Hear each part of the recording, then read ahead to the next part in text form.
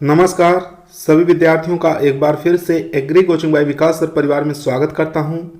हम लोग रोज एग्रीकल्चर के बेहतरीन प्रश्नों के साथ मुलाकात करते हैं। जैसा कि आप लोगों को पता है, कृषि विज्ञान से संबंधित जितने भी एग्जाम होते हैं, चाहे कॉम्पिटिटिव एग्जाम हो, चाहे भर्ती परीक्षा हो, चाहे कृषि पर्यवेक्षक, AAO, ICR, BHU, AFO, agriculture, TGT, PGT, IBPS, जो भी इस तरीके के एग्जाम होते हैं, उनकी तैयारी से संबंधित प्रश्नों को रोजाना लेकर आते हैं। प्यारे विद्यार्थियों, जितने भी आप लोग हमारे चैनल पर जुड़े हैं, सबका हम एग्री कोचिंग बाय विकास सर परिवार में स्वागत करते हैं। ये जो क्लास चलाई जा रही है स्पेशल रूप से TGT PGT के लिए चलाई जा रही है। बाकी एग्रीकल्चर की जितने भी एग्जाम हैं, सब में ये महत्वपूर्ण भूमिका निभाएगी। तो इस वीडियो को शुरू से लेकर लास्ट तक जरूर देखिएगा। आज क्वेश्चनों की संख्या ज़्यादा है, यानी कि 38 क्वेश्चनों को लेकर आए हैं, तो इस वीडियो को शुरू से लेकर लास्ट तक जरूर देखिए। तो शुरू करते हैं अपने फर्स्ट क्वेश्चन से। फर्स्ट क्वेश्चन हमारा क्या है, कार्बोक्सिन का व्यापारिक नाम क्या है। कार्बोक्सिन क्या होता है? एक प्रकार का फंगिसाइड है।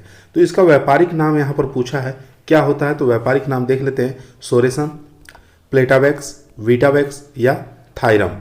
तो इसका व्यापारिक नाम हो जाएगा यहाँ पर वीटावेक्स, यानी कि सी ऑप्शन यहाँ पर राइट आंसर हो जाएगा। चलते हैं क्वेश्चन नंबर 2 पर। क्वेश्चन नंबर 2 आपकी स्क्रीन पर है। बोर्डो मिश्रण का आविष्कार कहाँ हुआ था? बहुत ही अच्छा प्यारा क्वेश्चन है। फ्रांस में, स्वीडन में, कनाडा में या भारत में? तो इसका जो आविष्कार हुआ था वो हुआ था फ्रांस में। ठीक है। बोर्डो मिश्रण सबसे पहले किस पर देखा गया था? अंगूर पर देखा गया था। ठीक है, अंगूर पर देखा गया था। तो ये भी आपको याद होना चाहिए, एक प्रकार का बोर्डो मिश्रण का छिड़काव हम किस पर करते हैं? पाउडर मिल्ड्यू के लिए करते हैं। ठीक है, एक प्रकार का क्या है? पाउडर मिल्ड्यू पर इसका छिड़काव के लिए हम इसका प्रयोग करते हैं। किसका? बोर्डो मिश्रण का। तो एक क्वेश्चन यहां से और बनता है कि बोर्डो मिश्रण का सबसे पहले खोज किसके द्वारा किया गया था? तो मिलार डेंट के द्वारा। ठीक है, मिलार डेंट के द्वारा, इनके द्वारा बोर्डो मिश्रण का खोज किया गया था। यह भी आप याद रखेंगे। चलते हैं क्वेश्चन नंबर 3 पर। क्वेश्चन नंबर 3 अपने स्क्रीन पर देखेंगे। क्वेश्चन कह रहा है ब्लैक 47 किससे संबंधित है? ये किसकी वैरायटी है ये आपको बताना है। ब्लैक 47 न्यू वैरायटी है, तो याद रखेंगे काफ़ी फेमस वैरायटी भी हो सकती है। टमाटर, आलू, मटर या प्याज? तो इसका करेक्ट आंसर हो जाएगा ये ब्लैक 47 जो है ये आलू की वैरायटी है। अधिकतर याद रखते हैं कि आलू की वैरायटी हो नहीं सकती क्योंकि आगे कुफरी लगा रहता है। तो इसमें देखेंगे ब्लैक 47 है, डायरेक्ट नाम दिया हुआ है, तो ये आलू की वैरायटी, बी ऑप्शन यहाँ पर राइट आंसर है।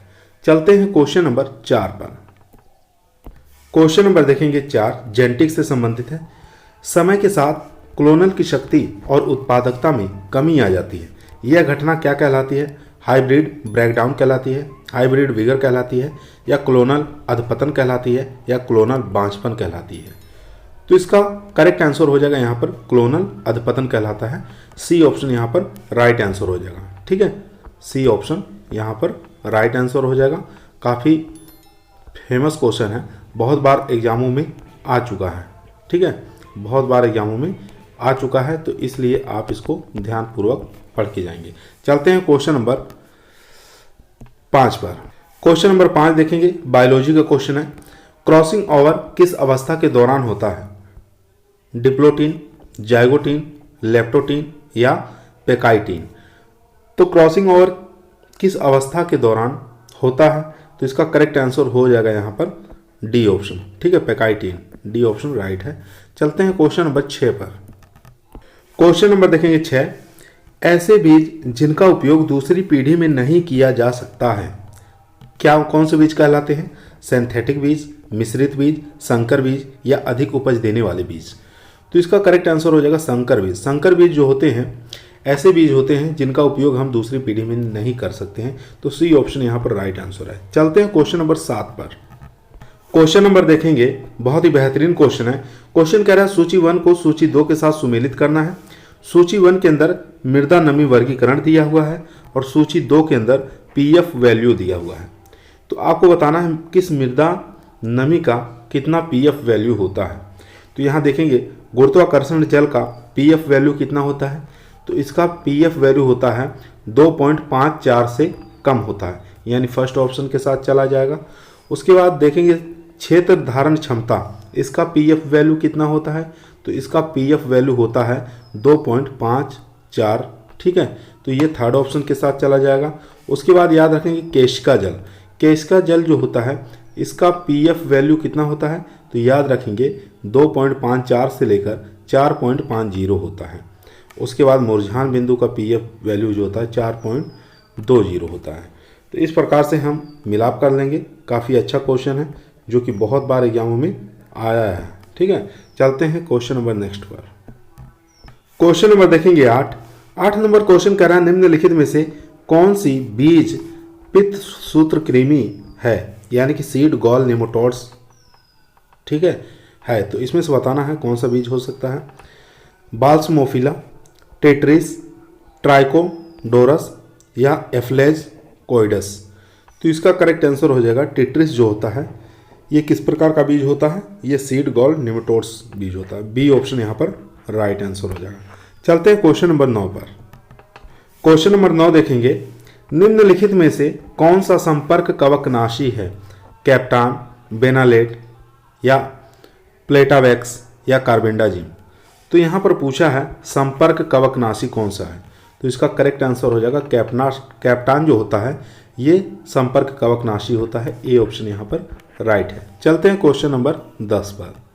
क्वेश्चन नंबर देखेंगे 10 नंबर क्वेश्चन कह रहा है भारतीय वन अधिनियम किस वर्ष अधिनियमित किया गया। वर्ष 1914, वर्ष 1927, वर्ष 1965, वर्ष 1982।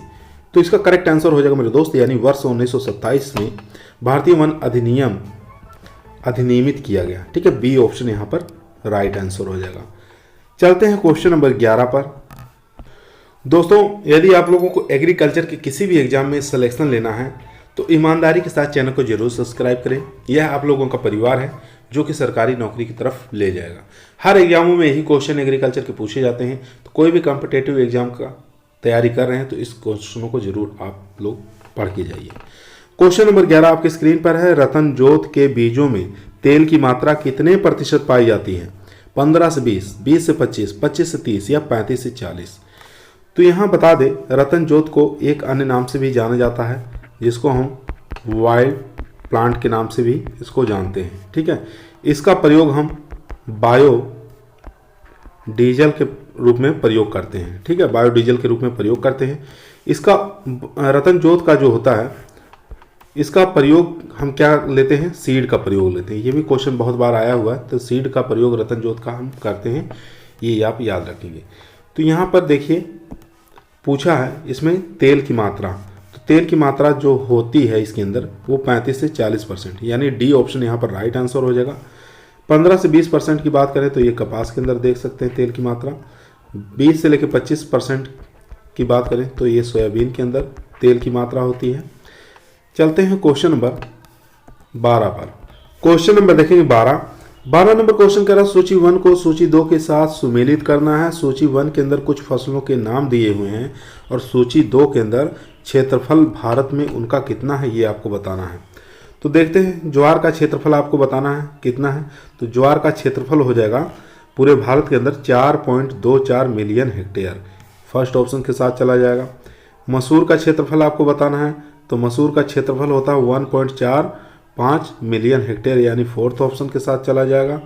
उसके बाद यहाँ पर मूंगफली का क्षेत्रफल आपको बताना है, तो मूंगफली का क्षेत्रफल हो जाएगा 6.09 मिलियन हेक्टेयर, यानी सेकेंड ऑप्शन के साथ चला जाएगा। सूरजमुखी की बात करें तो सूरजमुखी का जो क्षेत्रफल होता है वो बहुत कम है, यानी कि 0.22 मिलियन हेक्टेयर है, यानी ये चला जाएगा किसके साथ, थर्ड ऑप्शन के साथ।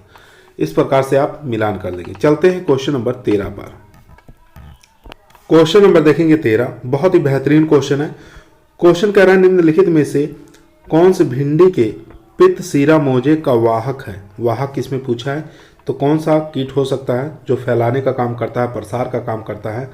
ठीक है, तो यहाँ पर देखेंगे पित्त सीरा मोजेक जो होता है ये मूंग के अंदर भी देखा गया है। ठीक है, ये मूंग के अंदर भी देखा गया है। पित्त सीरा रोग ये किसके कारण होता है, ये होता है वायरस के कारण, ये भी आप याद रखेंगे। तो इसको प्रसार का काम कौन करता है, जहाँ मालूम है कौन, बमेसिया टेबेक्साई। ठीक है, सफ़ेद मक्खी जिसको कहते हैं। तो सी ऑप्शन यहाँ पर हमारा राइट आंसर हो जाएगा। चेपा जो होता है ये रबी की क्रॉप में लगता है, याद रखेंगे। चलते हैं क्वेश्चन नंबर 14 पर। क्वेश्चन नंबर देखेंगे 14 14 नंबर क्वेश्चन कह रहा है किसी निश्चित स्थान पर निश्चित समय में वातावरण की स्थिति क्या कहलाती है। ठीक है, यानी कि वायुमंडलीय दशाओं में अल्पकालीन घटना, चाहे तापमान हो, वर्षा हो, हवा हो, आर्द्रता है, ठीक है, ये सब क्या कहलाते हैं? पर्यावरण, मौसम, जलवायु या वातावरण। तो इसका करेक्ट आंसर हो जाएगा मौसम कहलाती है। बी ऑप्शन यहाँ पर राइट आंसर हो जाएगा। चलते हैं क्वेश्चन नंबर 15 पर। क्वेश्चन नंबर देखेंगे 15 नंबर क्वेश्चन कह रहा है सबसे महत्वपूर्ण और व्यापक रूप से उपयोग की जाने वाली हरी खाद वाली फसल कौन सी है? सनई, ढैंचा, जई या मूंग। तो इसका करेक्ट आंसर हो जाएगा यहाँ पर सनई। ए ऑप्शन यहाँ पर राइट आंसर हो जाएगा। इसका प्रयोग हम अम्लीय भूमि के लिए किया करते हैं, और या क्षारीय हो या लवणीय हो, तो ऐसी स्थिति में हम सनई और ढैंचा का प्रयोग करते हैं। अगर जहाँ पर जल की सुविधा है वहाँ पर हम सनई का प्रयोग करते हैं। अगर जहाँ जल की सुविधा नहीं है, पानी कम है, तो वहाँ पर ढैंचा का प्रयोग कर सकते हैं। तो ए ऑप्शन यहाँ पर हमारा राइट है। चलते हैं क्वेश्चन नंबर 16 पर। क्वेश्चन नंबर देखेंगे 16 नंबर क्वेश्चन कह रहा है रॉक फास्फेट में P2O5 होता है। ठीक है, आपको बताना है P2O5 की परसेंटेज कितनी होती है? 10 से 15, 15 से 25, 25 से 40 या 30 से 40। तो इसका करेक्ट आंसर हो जाएगा 20 से लेके 40। सी ऑप्शन यहाँ पर राइट आंसर है। चलते हैं क्वेश्चन नंबर 17 पर। क्वेश्चन नंबर देखेंगे 17 नंबर क्वेश्चन कह रहा है सूची 1 को सूची 2 के साथ सुमेलित करना है। सूची 1 के अंदर कुछ फसलों के नाम दिए हुए हैं। सूची 2 के अंदर आपको क्षेत्रफल भारत में बताना है। ठीक है, किन फसलों का कितना क्षेत्रफल भारत के अंदर है। यहाँ बात करेंगे मोटे अनाज। मोटे अनाज का जो क्षेत्रफल है वो कितना है? 23.83 मिलियन हेक्टेयर, यानी ये चला जाएगा सेकेंड ऑप्शन के साथ। गेहूं की बात करें तो गेहूं का क्षेत्रफल भारत में कितना है? गेहूं का क्षेत्रफल सबसे ज़्यादा है। ठीक है, तो सबसे ज़्यादा इसमें देख सकते हैं 31.61 है। ठीक है, तो ये चला जाएगा थर्ड ऑप्शन के साथ। उसके बाद गन्ना की बात करें तो गन्ने का जो क्षेत्रफल है वो हो जाएगा 4.86 मिलियन हेक्टेयर, यानी फोर्थ ऑप्शन के साथ चला जाएगा। उसके बाद यहाँ चना जो है, चने का जो क्षेत्रफल है वो हो जाएगा 9.85 मिलियन हेक्टेयर, तो यहाँ पर फर्स्ट ऑप्शन के साथ चला जाएगा। इस प्रकार से हम सूची 1 को सूची 2 के साथ सुमेलित कर लेंगे। चलते हैं क्वेश्चन नंबर 18 पर। क्वेश्चन नंबर देखेंगे 18, बहुत ही बेहतरीन क्वेश्चन है, बहुत बार एग्जामों में आया हुआ है। सिंचाई की वह प्रणाली जो पौधों को उसके उपयोग के बराबर पानी की आपूर्ति कराती है क्या कहलाती है? बाढ़ सिंचाई प्रणाली। बाढ़ सिंचाई प्रणाली का प्रयोग हम किस में करते हैं? धान के अंदर करते हैं। ठीक है, याद रखेंगे। और सबसे कम, ठीक है, सबसे कम वाटर यूज एफिशिएंसी पाई जाती है। ठीक है, वाटर यूज एफिशिएंसी पाई जाती है किसमें? धान में। ठीक है, बाढ़ सिंचाई प्रणाली के अंदर, ये आप याद रखेंगे। बहुत बार क्वेश्चन यहाँ से भी बना है। फरो सिंचाई प्रणाली, इसका प्रयोग हम फरों का गन्ना में करते हैं और किस में कर सकते हैं? आलू के अंदर करते हैं। उसके बाद यहाँ पर ड्रिप सिंचाई प्रणाली, तो ये हमारा करेक्ट आंसर हो जाएगा। सी ऑप्शन यहाँ पर करेक्ट आंसर हो जाएगा। ठीक है, इसको कह सकते हैं मैक्सिमम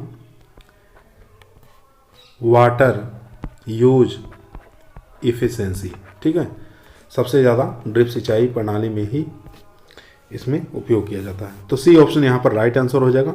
और चेक बेसिन प्रणाली, इसको हम क्यारी विधि भी कहते हैं, याद रखेंगे।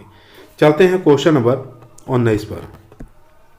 क्वेश्चन नंबर देखेंगे 19 नंबर क्वेश्चन कह रहा है प्लांट फिजियोलॉजी के जनक किसे माना जाता है? बहुत ही अच्छा क्वेश्चन है। फिशर को, स्टीफन हेल्स को, फंक को या रामदेव मिश्रा को। तो यहाँ पर पूछा प्लांट फिजियोलॉजी के जनक, तो यहाँ पर बी ऑप्शन हमारा राइट आंसर हो जाएगा। स्टीफन हेल्स को प्लांट फिजियोलॉजी के जनक कहा जाता है। B option right. चलते हैं क्वेश्चन नंबर 19 के बाद 20 पर। क्वेश्चन नंबर देखेंगे 20, हैज और स्लेज चक्र किसमें पाया जाता है? काफ़ी इंपॉर्टेंट क्वेश्चन है। हैज और स्लेज चक्र C3 पौधे में, C4 पौधों में, कैम पौधों में, या C2 पौधों में। ये तो होगा ना, इसके अंदर नहीं पाया जाता है। ठीक है, तो इसमें से आपको बताना C3 और C4 पौधों में किसमें से हैज और स्लेज चक्र पाया जाता है। तो यहाँ पर C3 पौधों में भी नहीं पाया जाता है, तो इसका करेक्ट आंसर हो जाएगा यहाँ पर C4 पौधों में पाया जाता है। बी ऑप्शन यहाँ पर राइट आंसर हो जाएगा।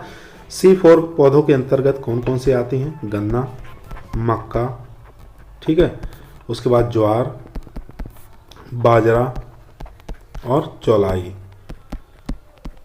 इन सब के अंदर क्या होता है, हैच और स्लेग चक्र पाया जाता है। चलते हैं क्वेश्चन नंबर 21 पर। क्वेश्चन नंबर देखेंगे 21 नंबर क्वेश्चन कर रहा है, आयरलैंड में आलू का अकाल कवक के आक्रमण के कारण हुआ था। फाइटोप्थोरा पाल्मीपोरा या प्लाज्मोपोरा विटिकोला या पक्सिनिया ग्रेमिनिस या फाइटोप्थोरा इन्फेस्टेंस। तो यहाँ बात करेंगे फाइटोप्थोरा पाल्मीपोरा जो होता है ये पोटैटो के अंदर लेट ब्लाइट, ठीक है, इसी के कारण होता है। पोटैटो के अंदर लेट ब्लाइट जो होता है फाइटोप्थोरा पाल्मीपोरा के कारण होता है। यहाँ पर प्लाज्मोपोरा विटिकोला जो होता है ये अंगूर के अंदर देखा गया है, ठीक है, अंगूर के अंदर, याद रखेंगे। पक्सिनिया ग्रेमिनिस जो होता है ये एक प्रकार का स्टेम रस है, ठीक है, स्टेम रस्ट है जो कि गेहूं के अंदर देखा जाता है, ठीक है, गेहूं के अंदर देखा जाता है, याद रखेंगे। फाइटोप्थोरा इन्फेस्टेंस ये हमारा करेक्ट आंसर हो जाएगा। इसी के कारण क्या होता है, आयरलैंड में आलू का अकाल पड़ा था, ठीक है, ये एक प्रकार का कवक होता है फाइटोप्थोरा इन्फेस्टेंस। चलते हैं क्वेश्चन नंबर 22 पर। क्वेश्चन नंबर देखेंगे 22 नंबर क्वेश्चन कर रहा है, डेंट कॉर्न को किस अन्य नाम से भी जाना जाता है। जियामेज इंडोआइडेंटाटा, जियामेज इंडोराटा या जियामेज ट्यूनिकेटा या जियामेज इवर्टा। तो जियामेज इवर्टा को हम पॉपकॉर्न के नाम से भी जानते हैं, याद रखेंगे, पॉपकॉर्न, ये याद रखना है क्योंकि बहुत बार एग्जामों में, हर एग्जाम में पूछा जाता है यहाँ से। उसके बाद जियामेज ट्यूनिकेटा जो है ये किसका होता है, ये पॉडकॉर्न का, ठीक है, पॉडकॉर्न का होता है। उसके बाद जियामेज इंडोराटा ये होता है फ्लेंट कॉर्न का, ठीक है, फ्लेंट कॉर्न का, याद रखेंगे। उसके बाद जियामेज इंडेंटाटा जो होता है ये होता है हमारा डेंट कॉर्न का नाम, ठीक है, ए ऑप्शन यहाँ पर हमारा राइट आंसर हो जाएगा। चलते हैं क्वेश्चन नंबर 23 पर। क्वेश्चन नंबर देखेंगे 23 नंबर क्वेश्चन कर रहा है, कपास किस परिवार से संबंधित है। मालवेसी, कंपोजिटी, क्रूसीफेरी या लिनेसी। तो कपास आप लोग जानते हैं मालवेसी फैमिली से बिलोंग करता है, ए ऑप्शन यहाँ पर राइट आंसर हो जाएगा। इसके साथ आपको भिंडी भी याद रखना है, भिंडी भी मालवेसी फैमिली का है, ठीक है। चलते हैं क्वेश्चन नंबर 24 पर। क्वेश्चन नंबर देखेंगे 24 नंबर कह रहा है, आईसीआर के पहले अध्यक्ष कौन थे। डॉक्टर बीपी पाल, खान बहादुर सर मोहम्मद अबीदुल्ला या डॉक्टर एमएस स्वामीनाथन या डॉक्टर पंजाब सिंह। तो यहाँ पर जो करेक्ट आंसर हो जाएगा यहाँ पर B option, Khan Bahadur Sir Mohammad Abdullah, B option यहाँ पर राइट आंसर हो जाएगा। ये आईसीआर के पहले अध्यक्ष थे। अगर वर्तमान में हम पूछें आईसीआर के अध्यक्ष कौन है तो याद रखेंगे नरेंद्र सिंह तोमर, ठीक है, नरेंद्र सिंह तोमर ये जो हैं आईसीआर के वर्तमान में अध्यक्ष हैं, ठीक है। कहाँ से बिलोंग करते हैं नरेंद्र सिंह तोमर जी, ये उत्तर प्रदेश से बिलोंग करते हैं, ये भी आप याद रखेंगे। डॉक्टर बीपी पाल को गुलाब का जनक कहा जाता है, ठीक है, ये भी याद रखेंगे। चलते हैं क्वेश्चन नंबर 25 पर। क्वेश्चन नंबर देखेंगे 25 नंबर क्वेश्चन कह रहा हुआ है, तकनीक जिसमें पौधों को बहुत कम मात्रा में पानी की मदद से वातित यानी कि वायु के अंदर नम वातावरण में बिना मिट्टी के उगाया जाता है, क्या कहलाता है। एरोपोनिक्स कहलाता है, हाइड्रोपोनिक्स कहलाता है, काटना और जलाना कहलाता है, उपयुक्त में से कोई नहीं। तो काटना जलाना ये आदिवासी लोग करते हैं, ठीक है, आदिवासी लोग करते हैं, जो आदिवासी क्षेत्र के लोग रहते हैं वो काटना और जलाना प्रकार की खेती करते हैं। तो यहाँ पर करेक्ट आंसर हो जाएगा एरोपोनिक्स, यानी ए ऑप्शन यहाँ पर राइट आंसर हो जाएगा। हाइड्रोपोनिक्स जो होता है ये जल के अंदर करते हैं, तो ये होगा नहीं हमारा, ए ऑप्शन राइट है। चलते हैं क्वेश्चन नंबर 26 पर। क्वेश्चन नंबर देखेंगे 26 नंबर क्वेश्चन कह रहा है, निम्नलिखित में से कौन सी फसल की कुल जो है सौर ऊर्जा 10 से 12% तक उपयोग कर लेती है। बहुत ही इंपॉर्टेंट क्वेश्चन है। ज्वार है, चावल है, मक्का है या गन्ना है। तो कुल फसल का सौर ऊर्जा 10 से 12% के रूप में उपयोग लेती है गन्ना, ये डी ऑप्शन यहाँ पर राइट आंसर हो जाएगा। चलते हैं क्वेश्चन नंबर 27 पर। क्वेश्चन नंबर देखेंगे 27 नंबर क्वेश्चन कह रहा है, फसल उत्पादन के लिए तापमान की आदर्श स्थितियां क्या है। 12 से 18, 18 से 24, 24 से 30 या 30 से 36। तो आदर्श जो तापमान होना चाहिए फसल उत्पादन के लिए वो 20 से लेकर 25 डिग्री सेंटीग्रेड होना चाहिए। तो यहाँ पर ऑप्शन में देख सकते हैं उसके जो नज़दीक है हमारा बी ऑप्शन करेक्ट आंसर हो जाएगा, 18 से 24 डिग्री सेंटीग्रेड तापमान। दोस्तों, यदि आप लोगों को एग्रीकल्चर के किसी भी एग्जाम में सिलेक्शन लेना है तो ईमानदारी के साथ चैनल को जरूर सब्सक्राइब करें। अगर चैनल पर नए आए हैं तो आप जरूर सब्सक्राइब करिए। चलते हैं क्वेश्चन नंबर 28 पर। क्वेश्चन नंबर 28 देखेंगे, द्रव NO2, ठीक है, द्रव नाइट्रोजन का तापमान बताना है कितना होता है, -196, 186 डिग्री सेंटीग्रेड, -176, -172। तो आप लोग जानते हैं एनिमल हस्बेंड्री के जब हम पढ़ते हैं तो उसके अंदर सीमन को सुरक्षित रखने के लिए नाइट्रोजन की गैस के अंदर रखते हैं, तो उसका टेम्परेचर जो होता है -196 डिग्री सेंटीग्रेड होता है। तो ए ऑप्शन यहाँ पर राइट आंसर हो जाएगा। चलते हैं क्वेश्चन नंबर 29 पर। क्वेश्चन नंबर देखेंगे 29 नंबर क्वेश्चन कह रहा है, अधिकांश शैवाल तथा साइनोबैक्टीरिया किस प्रकार के प्रकाश का प्रबल अवशोषक प्रदर्शित करते हैं। ठीक है, आपको बताना है अधिकांश जो शैवाल होते हैं, साइनोबैक्टीरिया होते हैं या बीजीए जिसको ब्लू ग्रीन एल्गी होते हैं, ये किस प्रकाश को अवशोषक के रूप में कार्य करते हैं, लाल को, नीला को या ए बी दोनों या उपयुक्त में से कोई नहीं। तो इसका करेक्ट आंसर हो जाएगा ए और बी दोनों ही प्रकाश को अवशोषित करते हैं। यहाँ पर लाल जो प्रकाश होता है ये कृषि के लिए लाभदायक होता है, ठीक है, जो कि अंकुरण को बढ़ावा देता है। ठीक है, कृषि के लिए लाभदायक जो होता है वो लाल होता है और जो कि अंकुरण को बढ़ावा देता है। तो यहाँ पर सी ऑप्शन हमारा करेक्ट है। चलते हैं क्वेश्चन नंबर 30 पर। क्वेश्चन नंबर देखेंगे 30 नंबर क्वेश्चन कह रहा है, फास्फोरस घुलनशील सूक्ष्म जीव कौन सा है। ठीक है, वेम, म्यूकोर, राइजोपस या इकोलाई। तो इसमें करेक्ट आंसर हो जाएगा फास्फोरस घुलनशील सूक्ष्म जीव कौन सा हो जाएगा, वेम हो जाएगा। ठीक है, वेम का पूरा नाम कभी कभी पूछ लेता है तो आप याद रखेंगे, वैस्कुलर आर्बेस्कुलर माइकोराइजा ये होता है इसका पूरा नाम। तो ये एक प्रकार का फास्फोरस घुलनशील होता है। ठीक है, जड़ों के साथ ये घोल करके पौधों को पहुंचाने का काम करता है। चलते हैं क्वेश्चन नंबर 31 पर। क्वेश्चन नंबर देखेंगे 31 नंबर क्वेश्चन कह रहा है, मक्का में परागण की विधि है स्वपरागण, वनस्पति प्रसारण या क्रॉस परागण या उपयुक्त में से कोई नहीं। तो इसका करेक्ट आंसर हो जाएगा क्रॉस परागण।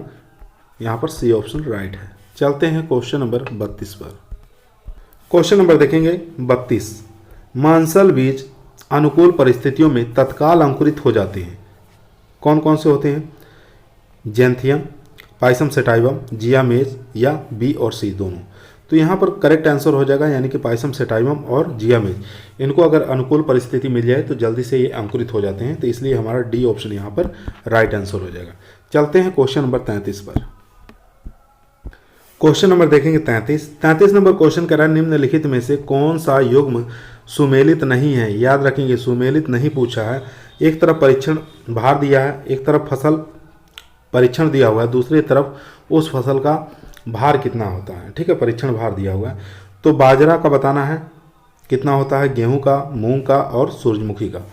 तो चलिए मिलान करते हैं। बाजरे का परीक्षण भार क्या 5 से 7 ग्राम होता है, ये एकदम करेक्ट आंसर है। ठीक है, ये सही हो जाएगा। यहाँ पर डिसमैच पूछा है, तो गेहूं का परीक्षण भार क्या 20 से लेके 22 होता है, ये एकदम हमारा गलत है। यही हमारा करेक्ट आंसर हो जाएगा। डिसमैच पूछा था तो बी ऑप्शन यहाँ पर राइट आंसर हो जाएगा। गेहूं का जो परीक्षण भार होता है वो होता है 40 ग्राम होता है। ठीक है, अगर यहाँ पर ये 20 से 22 दिया है, अगर ये धान का पूछता तो हम धान के साथ जा सकते थे, लेकिन यहाँ पर गेहूं दिया है तो गेहूं का 40 ग्राम होता है। ठीक है, तो ये हमारा आंसर निकल के आ जाएगा। मूंग का परीक्षण भार जो होता है 34 से लेके 36 होता है, यानी कि करीबन ये हो जाएगा 1। हाँ ठीक है, ये इसी के लमसम होगा। उसके बाद सूरजमुखी का जो होता है परीक्षण भार कितना होता है, ये 60 से लेके 62 ग्राम होता है। एक चीज़ और क्वेश्चन यहाँ पे बन सकता है, पूछ लेता है फ्लेरिस माइनर। ठीक है, गेहूं का मामा जो होता है इसका भी परीक्षण भार पूछ लेता है, फ्लेरिस माइनर का। तो इसका जो होता है कितना होता है, ये 2 ग्राम। ठीक है, 2 ग्राम होता है इसका परीक्षण भार, तो याद रखेंगे। चलते हैं क्वेश्चन नंबर 34 पर। क्वेश्चन नंबर देखेंगे 34, प्रयुक्त अंकुरण के लिए सर्वाधिक आवश्यकता में से एक है। बताना है अंकुरण के लिए सर्वाधिक आवश्यकता किसकी पड़ती है, मिट्टी की, पानी की या उर्वरक की या बीज की। तो सबसे ज़्यादा जो आवश्यकता पड़ेगी अंकुरण के लिए वो पानी की पड़ेगी, यानी कि नमी की आवश्यकता पड़ेगी। तो बी ऑप्शन यहाँ पर राइट है। चलते हैं क्वेश्चन नंबर 35 पर। क्वेश्चन नंबर देखेंगे 35, आधार बीज किसकी संतति है। प्रजनक बीज की, फाउंडेशन बीज चरण की या नाभिक बीज की या प्रमाणित बीज की। तो यहाँ पर जो यहाँ नाभिक बीज का होता है तो नाभिक बीज का ये होता है प्रजनक बीज, प्रजनक बीज का हो जाएगा यहाँ पर फाउंडेशन सीड और फाउंडेशन सीड का हो जाएगा सर्टिफाइड सीड यानी कि प्रमाणित बीज का। तो यहाँ पर पूछा है आधार बीज का, ठीक है, आधार बीज का पूछा है तो आधार बीज यहाँ पे देख सकते हैं कौन सा हो जाएगा, फाउंडेशन सीड को आधार बीज कहते हैं। तो इसका पीछे चले जाइए तो ये प्रजनक बीज पर चला जाएगा। तो ए ऑप्शन यहाँ पर हमारा करेक्ट आंसर हो जाएगा, ठीक है, ए ऑप्शन है यहाँ पर राइट आंसर। चलते हैं क्वेश्चन नंबर 36 पर। क्वेश्चन नंबर देखेंगे 36 नंबर क्वेश्चन कर रहा है तुरई। तुरई एक प्रकार की सब्जी होती है जो कि कुकुरबिटेसी के अंतर्गत आती है। इसका पूछा प्रमाणित बीज उत्पादन के लिए आइसोलेशन डिस्टेंस कितनी रखते हैं, आइसोलेशन दूरी कितनी रखते हैं, 500 मीटर, 1000 मीटर, 1500 मीटर या 2000 मीटर। ठीक है, यह डिस्टेंस शुद्ध बीज प्राप्त करने के लिए आइसोलेशन डिस्टेंस रखा जाता है। तो इसकी दूरी रखते हैं 500 मीटर, यानी ए ऑप्शन यहाँ पर राइट आंसर हो जाएगा। चलते हैं क्वेश्चन नंबर 37 जो कि आज का हमारा लास्ट क्वेश्चन रहेगा। क्वेश्चन नंबर देखेंगे 37 नंबर क्वेश्चन कह रहा है कि टमाटर के निष्कर्षण के लिए प्रयुक्त अम्ल है। ठीक है, टमाटर के जो सीड होते हैं उसको निकालने के लिए, अलग करने के लिए कौन सा अम्ल का प्रयोग करते हैं, HNO3 का या H2SO4 का या HCl का या KOH का। तो इसमें करेक्ट आंसर हो जाएगा HCl का प्रयोग किया जाता है टमाटर के सीड को अलग करने के लिए, निकालने के लिए। ठीक है, तो यहाँ पर सी ऑप्शन राइट आंसर हो जाएगा। H2SO4 का प्रयोग हम किस में करते हैं, कपास के अंदर करते हैं, ये भी याद रखेंगे। सीड को अलग करने के लिए, लिंट और सीड को अलग करने के लिए H2SO4 का प्रयोग करते हैं। चलते हैं क्वेश्चन नंबर 38, आज का लास्ट क्वेश्चन रहेगा। क्वेश्चन नंबर देखेंगे 38 नंबर क्वेश्चन कह रहा है बाजरे की द्विउद्देशीय तथा अधिक उपज देने वाली किस्म कौन सी है। डबल पर्पज के उद्देश्य से या अधिक उपज के लिए, हाई यील्डिंग प्राप्त करने के लिए कौन सी इसमें से वैरायटी है, ये आपको बताना। PCB 164, BG 104, BK 560 या HB 68। ठीक है, इन चारों में से बताइए कौन सा करेक्ट आंसर हो जाएगा।